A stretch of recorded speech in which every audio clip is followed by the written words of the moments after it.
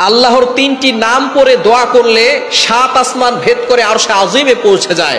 সুতরাং যাদের দোয়া কবুল হচ্ছে না, সন্তান কথা শোনে না, মেয়ের বিয়ে হচ্ছে না, অনেক বিপদে পড়ে আছেন, আল্লাহ তাআলার এই তিনটি গুণবাচক নাম করে আল্লাহর কাছে দোয়া করেন, আল্লাহ তাআলা সকল টেনশন দূর করবেন, ঋণ মুক্তির ব্যবস্থা করে দিবেন। মেয়ের বিয়ে হচ্ছে না, বিয়ের ব্যবস্থা করবেন। অভাবে আছেন, অভাব দূর করে দিবেন। রিজিকের কোনো টেনশন থাকবে না। সকল চাওয়া পাওয়াগুলো আল্লাহ কবুল করবেন। আল্লাহ তাআলার গুণবাচক কিছু নাম আছে, এই নাম করে দোয়া করলে আল্লাহ তাআলা সেই দোয়া কবুল করেন। এটা আল্লাহ তাআলা নিজেই বলে দিয়েছেন। কোরআন খুলেন, আল্লাহ বলছেন ৯ নম্বর পারা ১৩ নম্বর পৃষ্ঠার ৪ নম্বর লাইন, সূরা আরাফের ১৮০ নম্বর আয়াতে আল্লাহ বলছেন, ওয়ালিল্লাহিল আসমাউল হুসনা ফাদউহু বিহা। আল্লাহ তাআলার এই গুণবাচক নাম পড়ে দোয়া করলে আল্লাহ তাআলা সেইটাকে সাড়া দেন, আল্লাহ তাআলা সেই দোয়া অ্যাকসেপ্ট করে নেন, কবুল করে নেন। সুতরাং গুণবাচক নামের ভিতরে সবচেয়ে গুরুত্বপূর্ণ যেই নামটা আল্লাহ পাক রব্বুল আলামিন সেই নাম দুটোকে দিয়েছেন ইসমে আজম। ইসমে আজম এই দুইটি নাম করে দোয়া করলে সাথে সাথে কবুল করা হয়। তার ভিতরে ১ নম্বর হচ্ছে আল হাইয়ুল, দ্বিতীয় নম্বর হচ্ছে আল কাইয়ুম। ইয়া হাইয়ু ইয়া কাইয়ুম, এটা আপনি যে কোনো দোয়া করবেন ৩ বার পড়বেন। আরেকটি নামের কথা পরে বলছি। এই ইয়া হাইয়ু ইয়া কাইয়ুম এই দুইটি নামকে বলা হয় ইসমে আজম। এই দুইটি নাম আয়াতুল কুরসির ভিতরে রয়েছে। আয়াতুল কুরসি যত আয়াত আছে কোরআনের ভিতরে সর্বশ্রেষ্ঠ আয়াত হচ্ছে আয়াতুল কুরসি।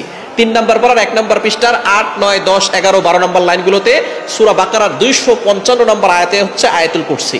এই আয়াতুল কুরসি এত ফজিলতপূর্ণ একটি আয়াত। এই আয়াতুল কুরসির ভিতরে আল্লাহর পরিচয় রয়েছে এবং কুরসি সম্পর্কে আলোচনা আছে। সুতরাং আয়াতুল কুরসির ভিতরে রয়েছে আল্লাহু লা ইলাহা ইল্লা হুয়াল হাইয়ুল কাইয়ুম। আল হাইয়ুল কাইয়ুম আল্লাহ তাআলার গুণবাচক দুইটা নাম, এই নাম দুটোকে বলা হয় ইসমে আজম। সুতরাং দোয়া করার শুরুতে আপনি ইয়া হাইয়ু ইয়া কাইয়ুম, আরেকটি নাম হচ্ছে ইয়া জাল জালালি ওয়াল ইকরাম। এই নামটা আমরা অনেকেই জানি, এই নামের ফজিলত সম্পর্কে আমরা অনেকে জানি।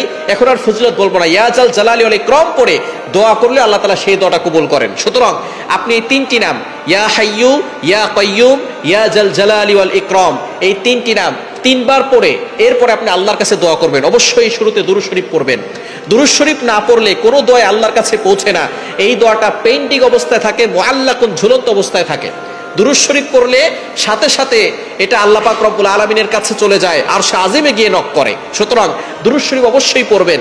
দুরুদের ভিতরে সর্বশ্রেষ্ঠ দুরূদ হচ্ছে দুরূদ ইব্রাহিম, যেটা নামাজের ভিতরে পড়ি, এটা পড়বেন। অথবা অন্যান্য দুরূদও পড়তে পারেন। আপনি দুরূদ শরীফ পড়বেন যে কোনো নামাজের পরে, অথবা তাহাজ্জুদের সময় আমলটা করতে পারেন।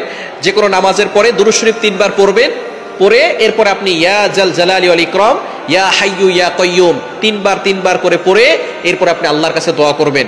দেখবেন আল্লাহ তাআলা আপনার সকল চাওয়া পাওয়াগুলো কবুল করবেন। আপনি যত অভাবে আছেন অভাব দূর করবেন। মেয়ের বিয়ে হচ্ছে না, বিয়ের ব্যবস্থা করবেন। ভিসা হচ্ছে না, আল্লাহ তাআলা ভিসার ব্যবস্থা করবেন। চাকরি হচ্ছে না, আপনি চাকরির জন্য আল্লাহর কাছে দোয়া করেন। দেখবেন আল্লাহ পাক রব্বুল আলামিন চাকরির ব্যবস্থা করে দিবেন।